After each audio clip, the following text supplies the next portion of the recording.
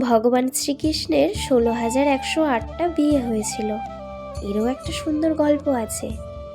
নরকাসুর বলে এক অসুর ছিল, যে 16,000 নারীদের বন্দি করে রেখেছিল।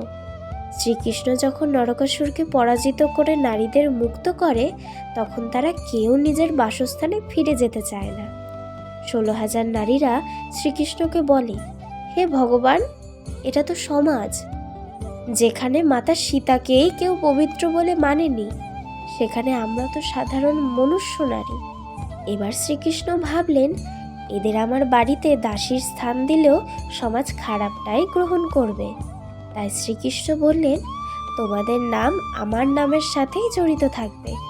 যখনই সমাজ তোমাদের দিকে আঙুল তুলবে, তখন বলবে তোমরা শ্রীকৃষ্ণের পত্নী, দ্বারকেশ্বরের পত্নী। রাধে রাধে।